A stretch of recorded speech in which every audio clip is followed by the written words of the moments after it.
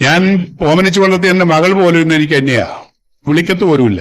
നിങ്ങൾക്ക് പലർക്കും അറിയില്ലാത്ത ഒരു കാര്യം ഞാൻ പറയാം. ഞാൻ ഇവിടുത്തെ ഒരു അന്തേവാസിയായിരുന്നു. എനിക്കൊരു അനാഥത്വം തോന്നിയപ്പോഴ് ഞാൻ സ്വയം ഇവിടെ വന്ന് ഒരു 6 മാസം കിടന്നു. എന്റെ കൂടെ അഭിനയിക്കുകയും ഒരു വലിയ നാടക നടി കൂടി ഇരിപ്പുണ്ട്, ലൗലി. സ്വന്തം അമ്മയെ കൊണ്ട് അവരിവിടെ വന്നിരിക്കുകയാണ്. ലൗലിയുടെ അമ്മയെ വിട്ട് പിരിയാൻ വയ്യ. മാതൃസ്നേഹമാണല്ലോ ഏറ്റവും വലുത്. ഭർത്താവും മക്കളും പറഞ്ഞ നിങ്ങൾ തള്ളയെ കൊണ്ട് എവിടെങ്കിലും കൊണ്ട് കളയുന്ന, ഒരമ്മയെ കൊണ്ട് കളയാൻ ലൗലിക്ക് കഴിഞ്ഞില്ല. ബുദ്ധിമുട്ടായി, പീഡനങ്ങളായി, പ്രയാസങ്ങളായി, ദാരിദ്ര്യമായി. ആയ കാലത്ത് ഉണ്ടാക്കിയതെല്ലാം പിള്ളേരെ പഠിപ്പിച്ചു. പിള്ളേരത് സർക്കാർ ഉദ്യോഗസ്ഥന്മാരാ. അവരിവിടെ വന്ന് അഭയം പ്രാപിച്ചിരിക്കുക. 2 കൈ നീട്ടി ഗാന്ധിഭവൻ അവരെ സ്വീകരിച്ചു.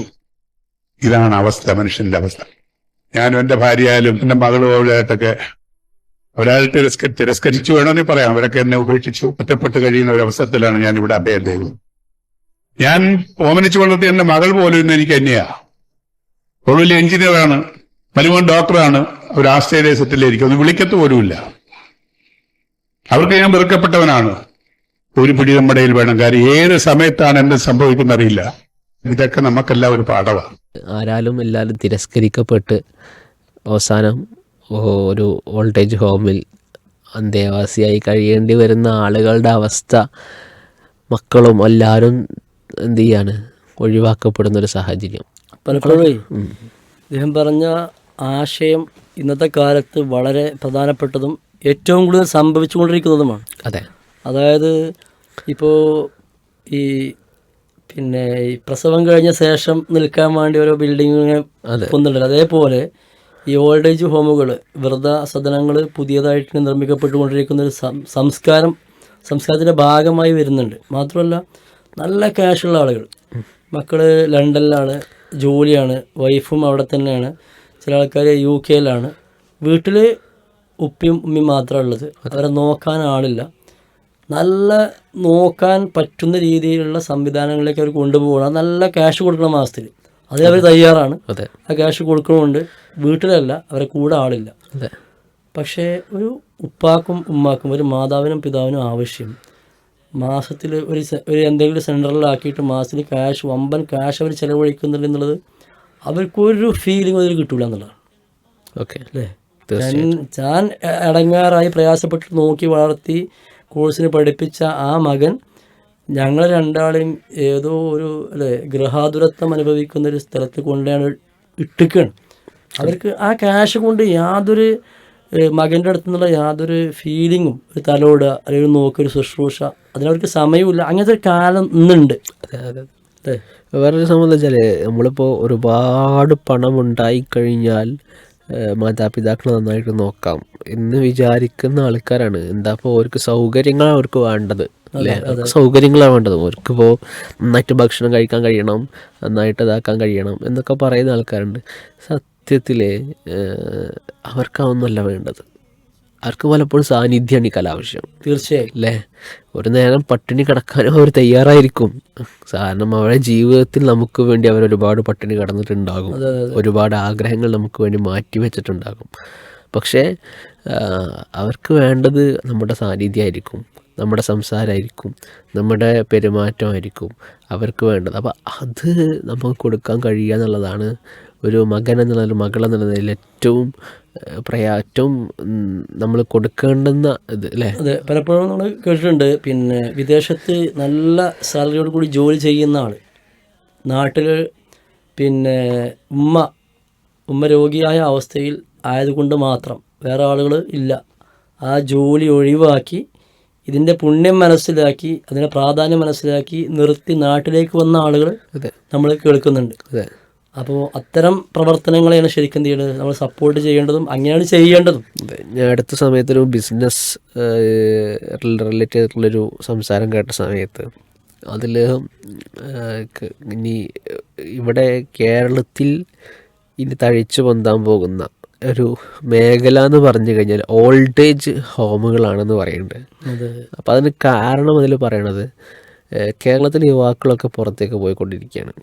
യുവാക്കൾക്ക് അപ്പോൾ അവർക്കവിടെ നല്ല ജോലിയുണ്ട്. അപ്പോൾ അവിടെ മാതാപിതാക്കൾ അവരുടെ വീടുകളിൽ എന്ത് ചെയ്യാണ്, ഒറ്റപ്പെട്ടുകൊണ്ടിരിക്കുക. അപ്പോൾ അവർക്ക് വേണ്ടി ഒരു ബിസിനസ് ഓപ്പർച്യൂണിറ്റി ഇനി കേരളത്തിൽ നന്നായി ഉണ്ടാകുമ്പോൾ സത്യത്തിൽ മാതാപിതാക്കളെ ഓൾഡ് ഏജ് ഹോമിലേക്ക് കൊണ്ടു ചെന്നെത്തിക്കുന്നവർ നമ്മുടെ മക്കളും എന്ത് ചെയ്യും, ആ ഒരു സാഹചര്യത്തിലൂടെ നമ്മളും കടന്നു പോകേണ്ടി വരും എന്നുള്ളൊരു സാഹചര്യം നമ്മുടെ മക്കളും കാണിച്ചെടുക്കണം അങ്ങനെയാണ്. അതെ അതെ അതെ. അല്ലേ? സ്വന്തം വീട്ടിൽ വിദേശത്തല്ല, സ്വന്തം വീട്ടിൽ തന്നെ മക്കളുമുണ്ട്, പ്രായമായ മാതാപിതാക്കളുണ്ട്, രോഗിയായ ഉമ്മ ഒക്കെ ഉണ്ടെന്ന് വിചാരിക്കുക. ആ മക്കളും സ്വന്തം വീട്ടിലുണ്ട്.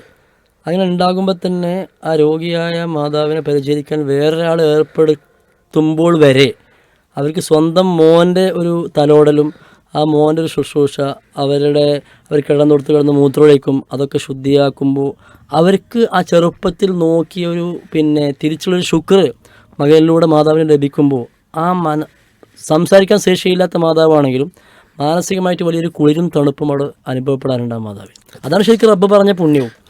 വഖളാ റബ്ബുക അല്ലാ തഅബ്ദു ഇല്ലാ ഇയ്യാഹു വബിൽ വാലിദൈനി ഇഹ്സാന എന്നുള്ള ആ ഒരു ആയത്തിൻ്റെ തേട്ടവും ഒക്കെ അത് നമുക്ക് സൂചന നൽകുന്നുണ്ട്. ഇതിൻ്റെ കൂടെ നമ്മൾ ഒരു വിഭാഗത്തിൽ കൂടി ഇതിപ്പോൾ ഓൾഡ് ഏജ് ഹോമിലൊക്കെ ഒറ്റപ്പെട്ടു പോയിരിക്കുന്ന ആളാണ്. എല്ലാവരും വീട്ടിലുണ്ടായിട്ട് ഒറ്റപ്പെടുന്ന മാതാപിതാക്കളുണ്ട് അല്ലേ? തങ്ങളുടെ പ്രായതയ്ക്കും കാരണം, തങ്ങളുടെ പ്രായം കാരണം മക്കൾ ഒറ്റപ്പെടുത്തുന്ന ആൾ. അതൊന്നും ഇപ്പം നിങ്ങൾക്ക് പറഞ്ഞാൽ മനസ്സിലാവില്ല അല്ലേ, അങ്ങോട്ട് മനസ്സിലാവില്ല എന്ന് പറഞ്ഞ് പ്രായാധിക്യം കാരണം അവർ ഒറ്റപ്പെടുത്തുന്ന മാതാപിതാക്കൾ അങ്ങനെ ഒരു വാക്കുകൾക്ക് യാതൊരു വിലയും കൽപ്പിക്കാതെ അവരെ നെഗ്ലക്ട് ചെയ്യുന്ന ഒരുപാട് മക്കൾ. അതിനപ്പുറത്തേക്ക് ഉണ്ടായിട്ടും ഇതേപോലെ ഏകാഗ്രത അനുഭവിക്കുന്ന അല്ലേ, ഒരു പ്രയാസം അനുഭവിക്കുന്ന മാതാപിതാക്കളുണ്ട്. ക്രൂരമായി പെരുമാറുന്ന ആളുകളുണ്ട്. ഇനി ക്രൂരമായി പെരുമാറില്ലെങ്കിലും അവരെ നേരത്തെ സൂചിപ്പിച്ച പോലെ അങ്ങനത്തെ ആളുകൾ അവിടെ ഇല്ല എന്ന് അവരെ കൺസിഡർ പോലും ചെയ്യാത്ത മക്കളുണ്ട്. അപ്പം അത്തരം മക്കളൊക്കെ സംബന്ധിച്ചിടത്തോളം വളരെ പ്രയാസം എന്ത് ചെയ്യും ജീവിതത്തിൽ ഒരുപക്ഷെ അവർ നേരിടേണ്ടി വരും അല്ലേ. അത് ഒരു തിക്ത ഫലം നൽകുക എന്നുള്ളതാണ്. അതിൻ്റെ കൂടെ മറ്റൊരു കാര്യം ചേർത്ത് വെക്കേണ്ടത് ചൈൽഡ് കെയർ ഹോമുണ്ട്. പ്രസവം കഴിഞ്ഞാൽ ഉടനെ ആളുകൾ ജോലിക്ക് പോകാൻ വേണ്ടി കുട്ടികൾ എന്ത് ചെയ്യുന്നു, അവിടെ കൊണ്ടാക്കുന്നു. നേരെ മറിച്ച് ആ കുട്ടികൾ വളർന്ന് വലുതാകുമ്പോൾ പ്രായമാകുമ്പോൾ കുട്ടികളെ പോലെയുള്ള മനസ്സെന്നാണല്ലോ, ആ പ്രായമാകുന്ന ആളുകളെ ഇതേപോലെ ഞങ്ങളെ ചൈൽഡ് കെയർ ഹോമിലാക്കി അവരെ ഈ നമ്മൾ പ്രാർത്ഥിക്കുന്ന പ്രാർത്ഥന ഉണ്ടല്ലോ, റബ്ബിർഹംഹുമാ കമാ റബ്ബയാനി സ്വഗീറ എന്നുള്ളതാണ്. ഞാൻ പലപ്പോഴും ഇങ്ങനെ ആലോചിക്കും, ഈ കമ എന്നുള്ള വാക്ക് ഏതുപോലെ എന്നുള്ളതാണ്. അല്ല, അറബിയിൽ ഏതുപോലെ ഞങ്ങളെ ചെറുപ്പത്തിൽ എങ്ങനെയാണോ ഞങ്ങൾക്ക് പോറ്റി വളർത്തിയത് അതേപോലെ ഞങ്ങൾക്കും.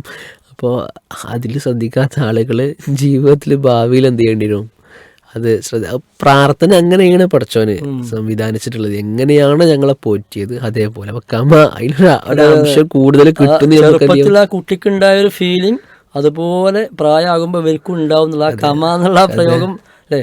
പരിശുദ്ധമായ ഒരു ഹർഫ് പോലും വെറുതെ പ്രയോഗിച്ചിട്ടില്ല. ഇതിൻ്റെ ഒരു അംശം പോലും അധികം കിട്ടുമെന്ന് പ്രതീക്ഷിക്കേണ്ട എന്നുള്ളതാണ്. അപ്പോൾ മാതാപിതാക്കളാണെങ്കിലും മക്കളാണെങ്കിലും, സംസാരം കേട്ടുന്ന മാതാപിതാക്കളാണെങ്കിലും മക്കളാണെങ്കിലും ശ്രദ്ധിക്കുക, നമ്മുടെ മാതാപിതാക്കൾ നമ്മളെ സംബന്ധിച്ചിടത്തോളം നമ്മുടെ സ്വർഗമാണെന്നും നമ്മുടെ നരകമാണെന്നും തിരിച്ചറിയാനുള്ളൊരു ബോധ്യം നമുക്കുണ്ടാവണം.